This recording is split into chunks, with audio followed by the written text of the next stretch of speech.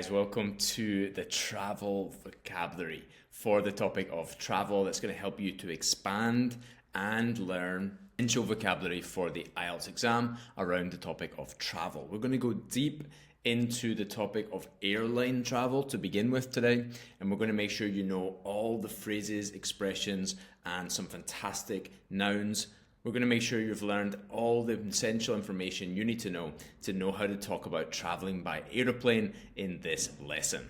At the end of this lesson, you should know all the objects and the relevant material for this topic of airline travel, and you should be able to know how to listen and read inside the Skool Community. You're going to get access to the listening and the reading practice on the exact same topic to reinforce the language that you're learning in every single way possible. You should be writing, listening, reading to make sure that you're reinforcing all these words and phrases that you're learning to put them into your passive vocabulary skills and then move them step by step through telling stories into your active vocabulary.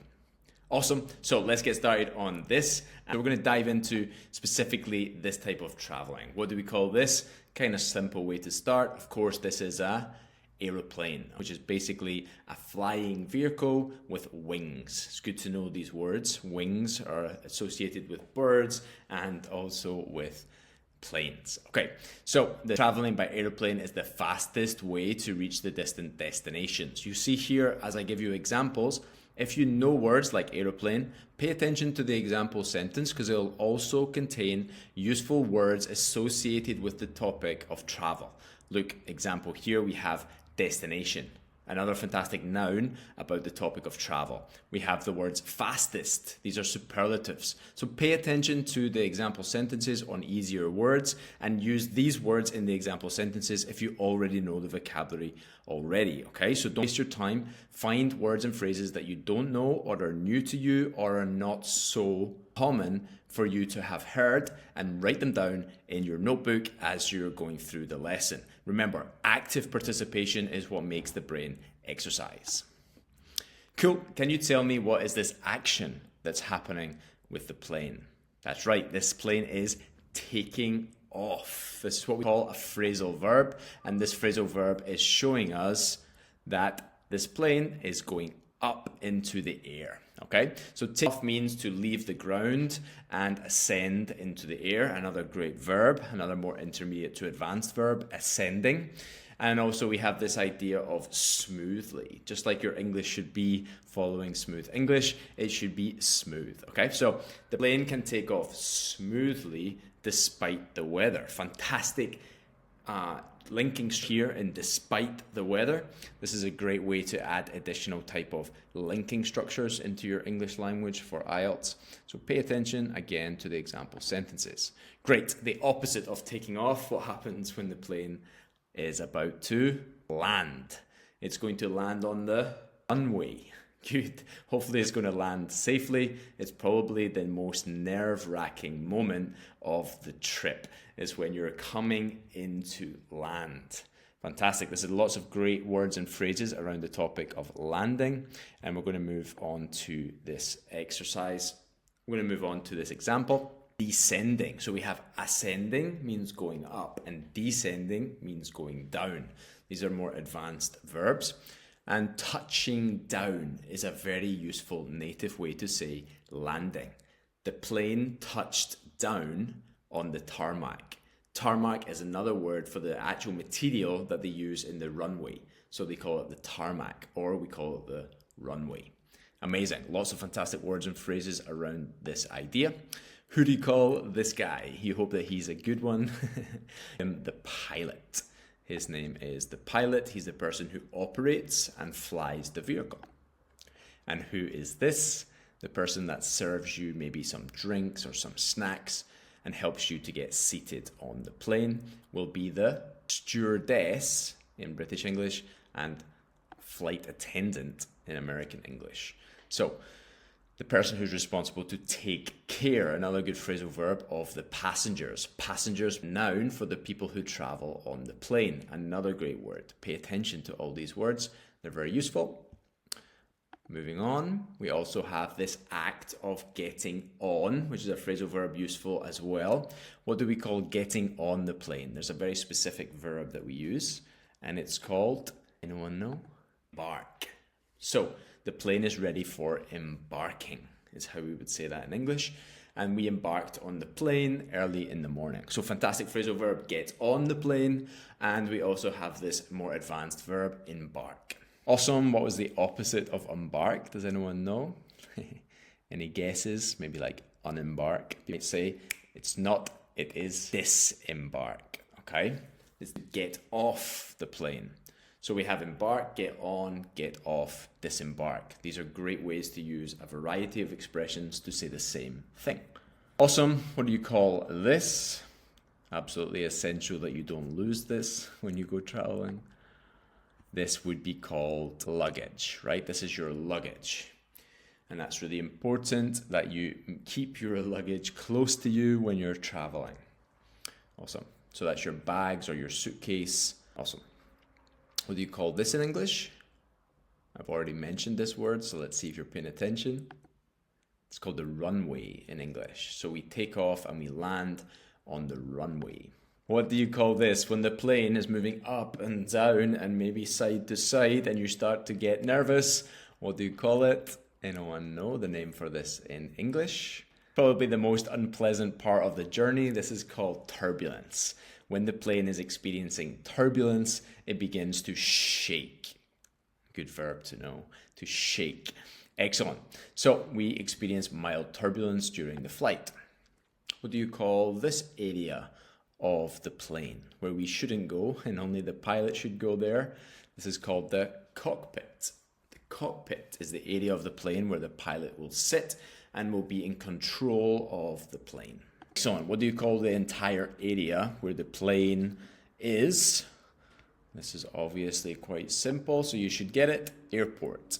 The airport is where we go to take a plane or to take a flight. Where we go to take a plane or to take a flight. Excellent. What do we have to do before we can take the flight? We first have to, anyone know the phrasal verb? Check in. This is extremely important to know how we check in before our flight. We check in the luggage and we make sure we get our boarding passes at the check-in. What do we call this? You have to go through this to make sure that you don't have anything you shouldn't have. And this is called security. You have to go through, another fantastic phrasal verb, to go through security before entering the waiting room to aboard your flight.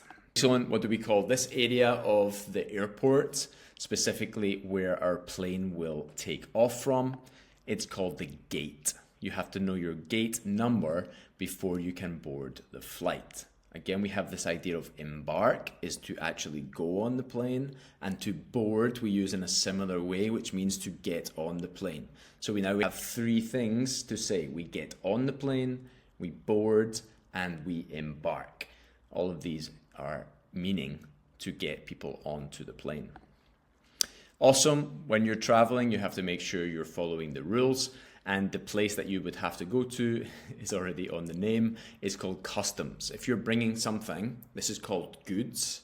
Goods is a word for objects that you might use, that might be useful. For example, tobacco, for example, alcohol, for example, specific types of food that might not be allowed to enter into the country unless you have been given permission to do so. Or it needs to be checked by an officer to make sure there's nothing in it that shouldn't be there. So that's customs. You might have to go there when you land in a foreign country. What do you call this? When you take a plane and then you stop in another airport because it's not your destination and then you have to go to another place. What's this called? Anyone know the name of this specific experience? This is called a layover. That means you had two flights and the place that you arrived was not your destination, but was actually a place where you need to go again and get on a plane and go to your final destination. So the place in the middle would be called a layover. Sometimes you might be there for a few hours. I remember traveling to Dubai. I was going to Thailand and I stopped in Dubai for 24 hours in Dubai airport, but I was flying with Emirates, which was the fanciest airline I've ever been on, and they gave us tickets to enter into a sauna and a jacuzzi, and there was a free bar, which was absolutely incredible. I haven't had many experiences like that. Awesome. What's this feeling when you go traveling and you change time zones? What happens to you when you arrive to your destination? Maybe you will get jet lag. Jet lag is this feeling of tiredness because you've traveled through time zones, and that causes your sleep pattern to be changed, meaning that you feel sluggish, lethargic, tired. Awesome. I don't like this experience, and I hope you don't get it. What's the feeling that you have when you're on an aeroplane and there's a lot of pressure? You will experience pain in your ears. Do you know what you call this? It's called pressurization. Okay, so your ears hurt due to the pressurization within the cabin. Cabin is another word for the aircraft, that you sit in the cabin.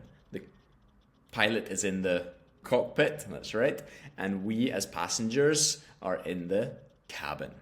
Great, in the cabin pressure can increase and decrease in pressurization, and when you have painful ears, it's because the pressure has increased.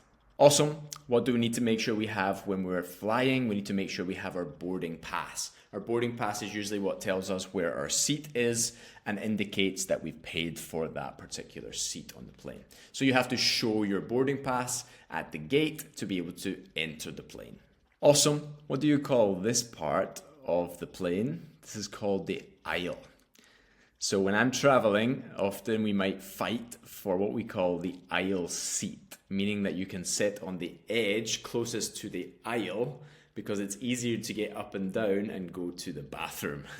You don't need to jump over anyone that you don't know that might be sleeping on the plane.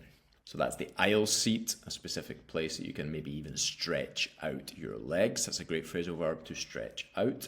Excellent. Do you know this part of the plane? This part of the plane is called the overhead compartment. Okay, this is called your overhead compartment, and it's where you're going to put your backpacks or your small hand luggage to be able to place above your head. Awesome. What do we call this part of the journey? This is called baggage claim. So we go there to get our luggage after the flight and make sure we have everything that is our belongings. Great. As we travel to a foreign country, we might need to apply for a visa, as you can see the word here. And where do we apply for the visa, or where do we get the approval of the visa, is at an area that will check your passport and your visa when you're entering the country. So you'll have an immigration officer that will be checking that you have the right documentation to be able to enter the country. Awesome. Where's this place that you can buy goods, another word that we talked about a little bit earlier, or products for slightly cheaper, because often they have a tax deduction, and this is called duty free. Okay, that means products are sold, or the items are sold without taxes. Great. We also have, this is very important. I've never had to use it, thankfully. I hope you never have to use it. But yes, this is an important aspect of travel, is understanding exactly what is this. And this is called a life vest, which is located under your seat or above your head, as the stewardess always says. And you need to be aware of how to put it on. Great phrasal verb, as you might be entering an emergency landing. Okay, perfect. This aspect, I used to use this to rest my head and fall asleep on long flights. It's called the tray table. Specifically, a tray table is where you might want to eat your meal. If you're on a long haul flight, means that you're there on the plane for a prolonged period of time. Awesome. That is all of the vocabulary that I want to teach you in this class. And I want you now to listen to this story that will include that exact vocabulary, help you to build up your listening ears and be able to identify all of this new vocabulary in a listening format. If you're interested in getting hold of the reading also, I will put this in my free Skool community. So Click the link below and join the IELTS Fluency Clan for completely free and get access to the reading and the answers for that. So if you can write on this topic, practice speaking on this topic using audios, listen to the story and read all around the same topic, you're going to hit this vocabulary from all of the aspects that you need to make this vocabulary stick in your brain and become active vocabulary for you to use. So I hope you've enjoyed this class. Enjoy the listening, which you'll get to listen to different accents and every different type of listening. For the IELTS exam, you need to focus on British English, you need to focus on Canadian, Australian, and other accents that are used in the IELTS exam. So you'll get to use a variety of accents and listen to them to become accustomed to training your ear to understand different styles of English speaking for your IELTS exam. Enjoy, and I'll see you in the next one. Keep it smooth.